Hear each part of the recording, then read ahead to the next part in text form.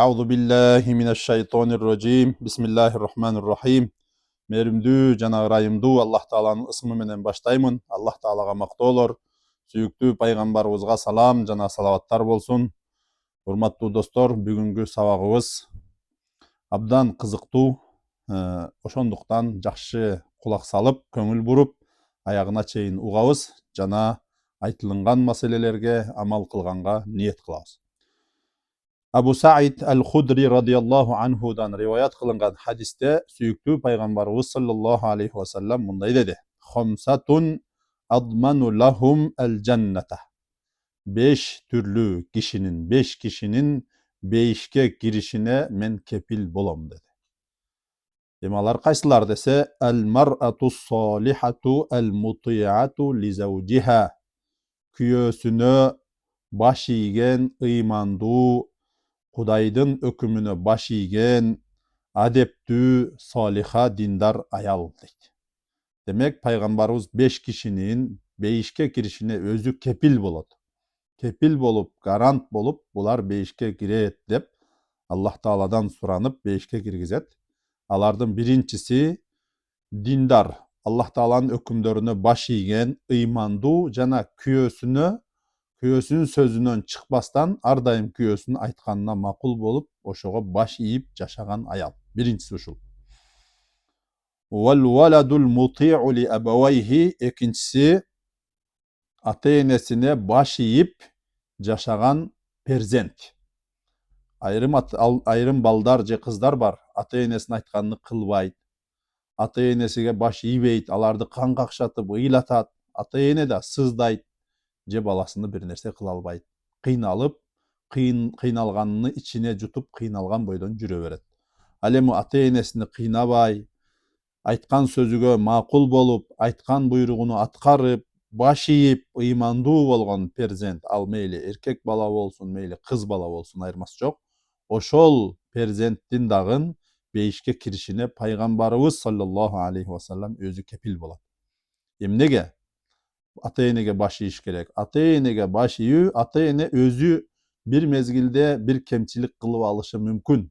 Бирок ошо кемчиликти кылып өкүнүп, эми сен үчүн сага келечекте да, учур чакта да жакшылыкты каалаган эң жакшы, эң ишеничтүү адамдар ата-эне.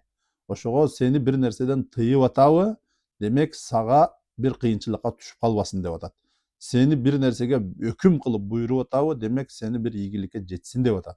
Ошого ата-энеңдин бир сөзүнө эки кылбай баш ийе берсең, сен алардын сөзүнүн баш ийгендигиң үчүн кара, дүйнөдө ийгиликтүү болосуң, жакшы болот, акыретте дагы пайгамбарыбыз саллаллаху алейхи ва саллям сенин бейишке киришиңе кепил болот.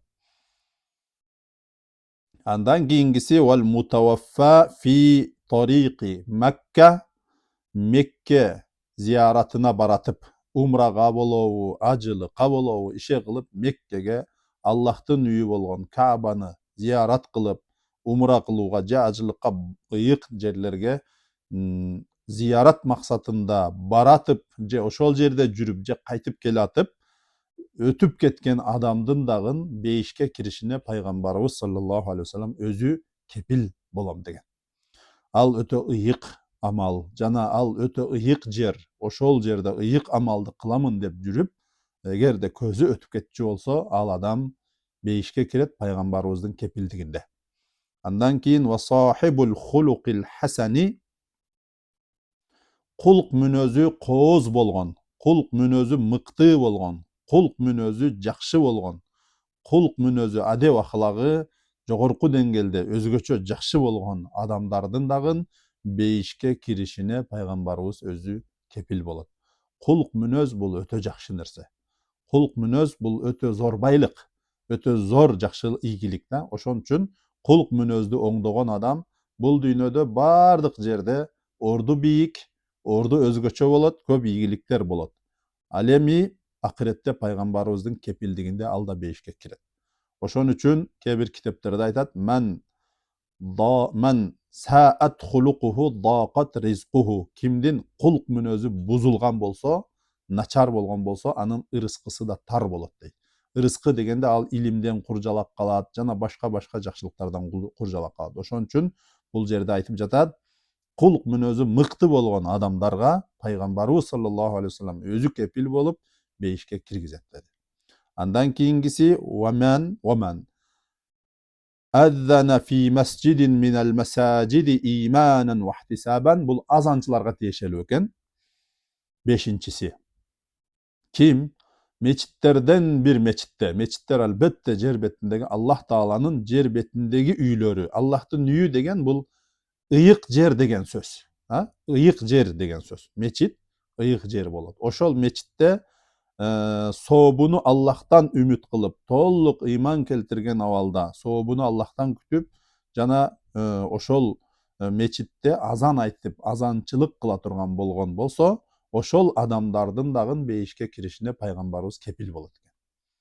Азан бирөөдөн орун талашып эмес, же бирөө мени мактасын деш үчүн эмес, балким калыс ниетте Аллах ыраазычылыгы үчүн Аллахтын ушул үйүндө Аллахтын пенделерини намазга чакырайын, өз убагында азанды дурус эрежелери менен так айтып, ушул кызматты кылайын деп жакшы ниет койгон болсо, Аллах Хак Субханаху ва Таала ошол азанчыларды дагы эмне кылат? Пайгамбарыбыздын кепилдигинде бейишке киргизет. Аллах Таала ушул 5 кишинин бирөөсү жок дегенде бирөөсү болууну насип кылган болсун. Ассаламу алейкум ва рахматуллахи ва баракатуху.